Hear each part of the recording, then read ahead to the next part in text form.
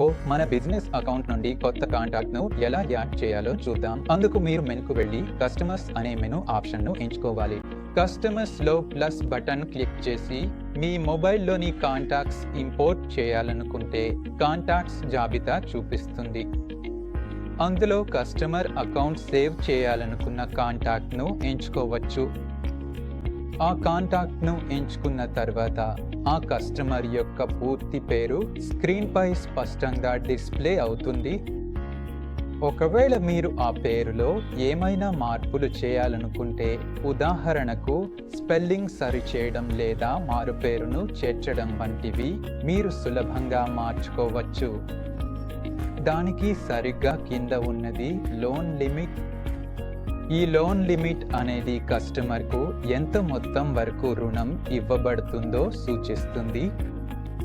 ఇది కస్టమర్ యొక్క credit history, ఆదాయం మరియు ఇతర ఆర్థిక వివరాల ఆధారంగా నిర్ణయించబడుతుంది. ఈ లోన్ లిమిట్ అనేది చాలా ముఖ్యమైన అంశం.